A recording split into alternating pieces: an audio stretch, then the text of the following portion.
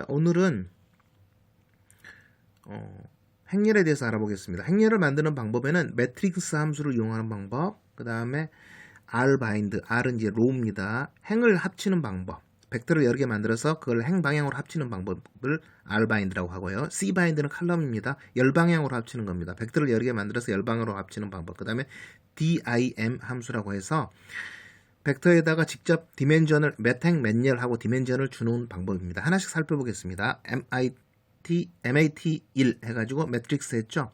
그래서 C 71부터 85, 71부터 85까지 15개의 원소를 갖는 벡터를 만든 겁니다. 그리고 그 옆에 NROW, 이거는 Number of Row, 행의 개수를 뜻한 겁니다. 행의 개수를 5개로 만들어라 하고 해서 만들고 나서 MAT1을 누르니까 이제 행렬이 만들어졌습니다. 그래서 15개 원소로 가진 행렬이 만들어졌는데 이게 행방향이 아니라 열방향입니다. 디폴트가.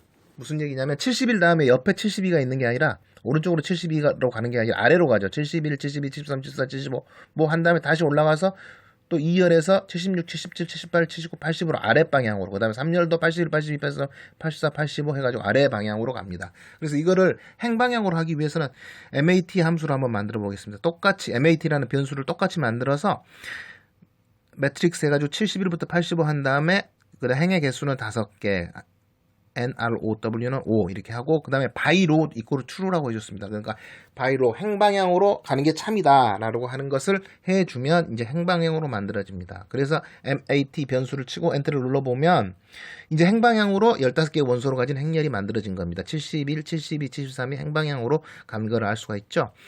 그 다음에 이제 각 행과 열의 이름을 주어 보겠습니다. 그래서 dimension names MAT 이렇게 해가지고 이건 리스트로 해가지고 왼쪽 오른쪽 하는데 C하고 김철수 이영이 이거는 행의 이름입니다. 행의 이름 5개를 행의 이름을 부여를 했습니다. 그리고 쉼표하고 다시 C 해서 C 함수를 이용해서 국어, 영어, 수학 이렇게 해가지고 과목명을 열의 이름으로 주고 그걸 리스트로 묶었습니다. 그래서 그거를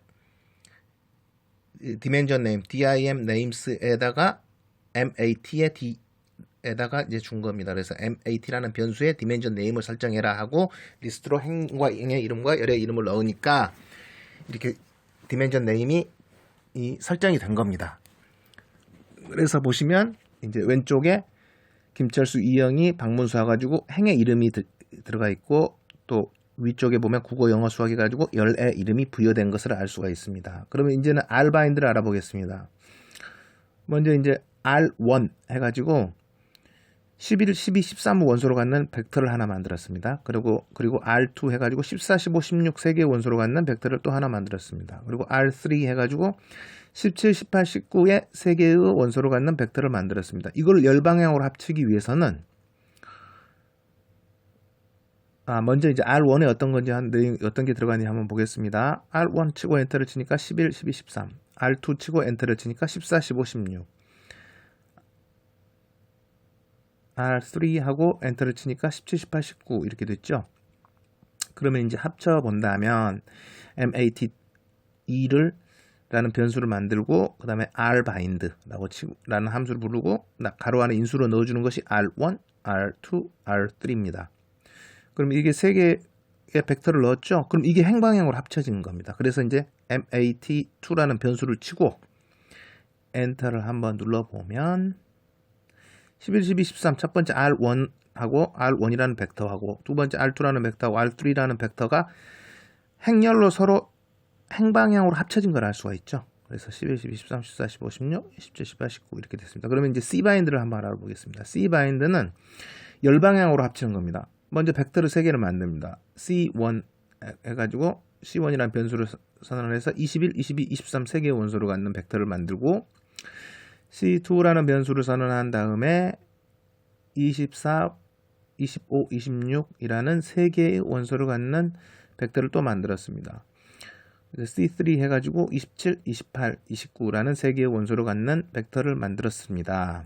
이게 만들어서 이제 C1 하면 22, 23, 21, 22, 23, C2 치고 엔터를 치면 24, 25, 26, C3 하면 마이너스가 나오거든요. 잘못 입력이 됐네요. C3는 여기에 땡땡 이렇게 쳐야 되는데 마이너스를 하니까 마이너스 27 빼기 29로 해서 마이너스 2가 나왔구만요.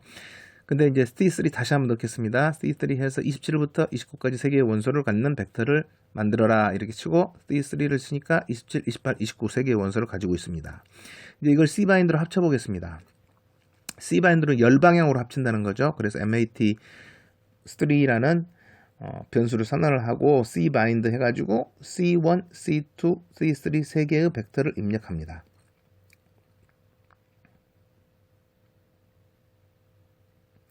그러면 그러고 나서 MAT3 하고 엔터를 치면 이번에는 열방향이죠. 행이 아니라 열방 21, 22, 23 세로로 C1이라는 벡터가 들어가 있고 또 24, 25, 26이라는 C2라는 벡터가 또 세로로 그 옆으로 2열로 들어가 있고 또 C3 해서 27, 28, 29라는 벡터가 또 세 번째 열로 들어가 있습니다.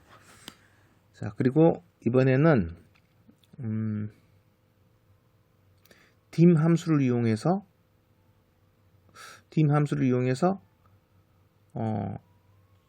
행렬을 만드는 방법을 한번 알아보겠습니다.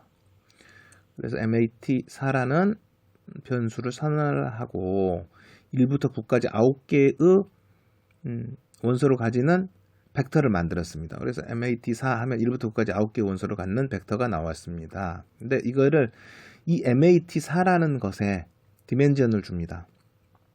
DIM 해서 MAT4를 넣으면 MAT4의 디멘전을 주어라 하고 C하고 3하고 3 하면 이거는 뭐냐면 디멘전을 3행 3열로 주어라 이런 뜻입니다. 그래서 MAT4를 치고 엔터를 치면 역시 이제 벡터가 행렬로 바뀐 겁니다.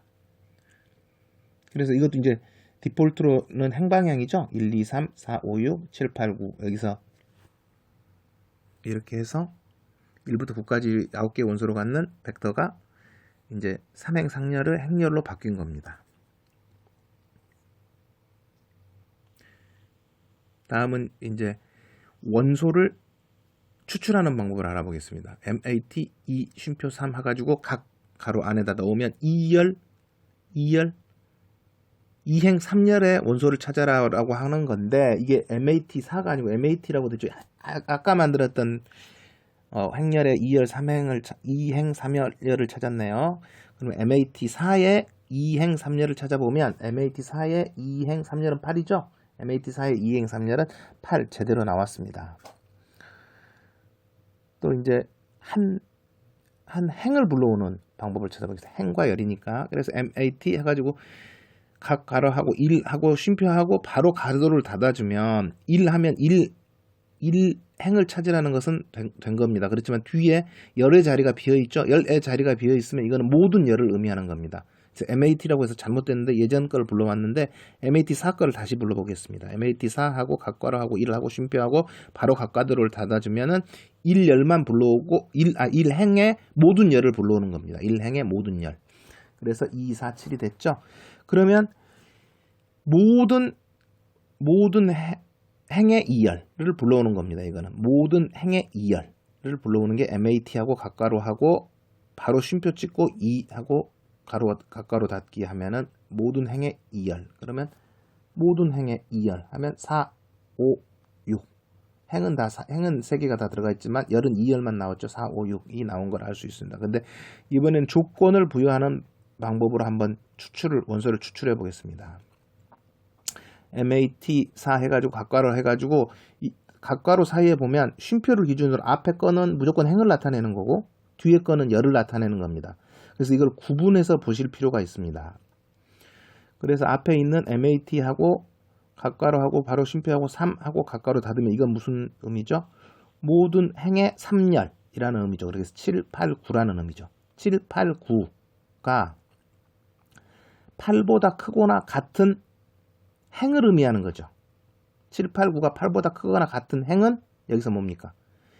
1행은 7이니까 안 되고 2행, 3행이 7, 8, 9가 8보다 큰 행이죠.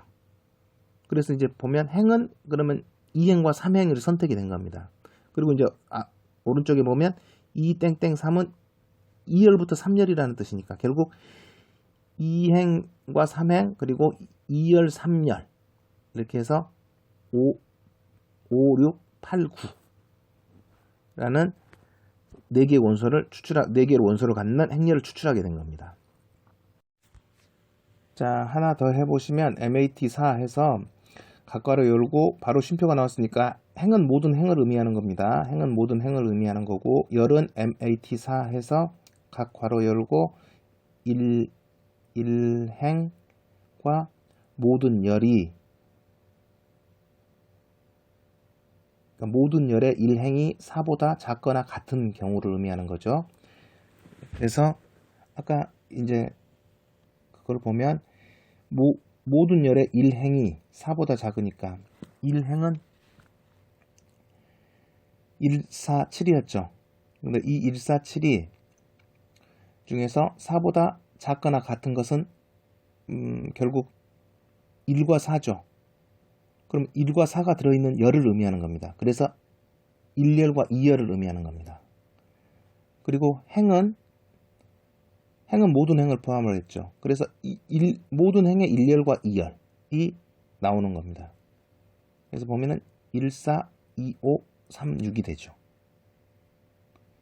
그래서 결국은 원래의 MA4에서 3열만 빠지는 것이 되는 겁니다. 이 조건에 의하면.